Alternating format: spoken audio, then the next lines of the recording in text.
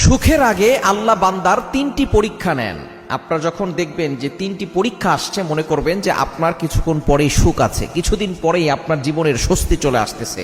কারণ আল্লাহ পাক রব্বুল আলামিন নিজেই বলে দিয়েছেন, কোরআন খোলেন 30 নম্বর পারা 16 নম্বর পৃষ্ঠার 14 নম্বর লাইন, সূরাতুশ শারহের 6 নম্বর আয়াত আল্লাহ বলছেন, ইন্নামা আল উসরি ইউসরা, there is happiness after suffering. কষ্টের পরে সুখ আছে, কষ্টের পরে স্বস্তি রয়েছে। সুতরাং আপনার দুঃখ কষ্ট চিরস্থায়ী নয়। আকাশে মেঘ সব সময় থাকে না, আপনার কষ্টও থাকবে না। সুতরাং এই তিনটি পরীক্ষা আল্লাহ পাক রব্বুল আলামিন যখন নিবেন, মনে করবেন তারপরে আপনার সুখ আছে। এই সুখ দেওয়ার আগে আল্লাহ তাআলা তিনটি পরীক্ষা নেন। 1 নম্বর হচ্ছে ধৈর্যের পরীক্ষা। আল্লাহ তাআলা আপনাকে দেখতে চান যে আপনি ধৈর্য ধারণ করতে পারেন কিনা, আপনি ভেঙে পড়েন কিনা, আপনি আল্লাহর উপরে ভরসা করেন কিনা। এজন্য আল্লাহ তাআলা ধৈর্যের পরীক্ষা নেন। এজন্য আল্লাহ পাক রব্বুল আলামিন নিজে বলে দিয়েছেন, তোমরা ধৈর্য ধারণ করো, ইন্নাল্লাহা মাআস সাবিরিন, নিশ্চয়ই ধৈর্যশীলদের সাথে আল্লাহ আছেন।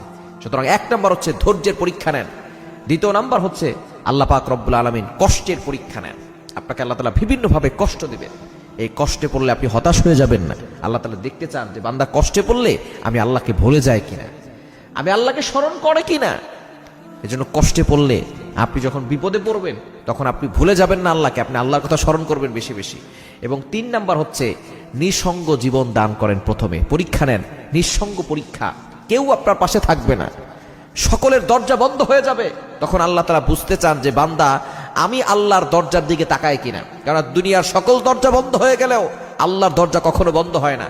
নিঃসঙ্গ আপনার আশেপাশে দেখবেন কেউ নাই, আপনার মা নাই, আপনার বাবা নাই, আপনার ভাই বোন আত্মীয় স্বজন সকলে আপনার থেকে দূরে সরে গেছে।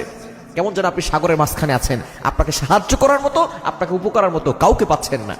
এই নিঃসঙ্গতা আপনাকে আল্লাহ তাআলা পরীক্ষা করার জন্য দেখছেন যে আপনি আল্লাহর উপরে ধৈর্য ধারণ করতে পারছেন কিনা, আল্লাহর উপরে ভরসা রাখতে পারছেন কিনা। এই 3টি পরীক্ষা আল্লাহ তাআলা সুখের আগে দেন। পরীক্ষা নেন, এরপর আল্লাহ তাআলা সুখের ব্যবস্থা করেন।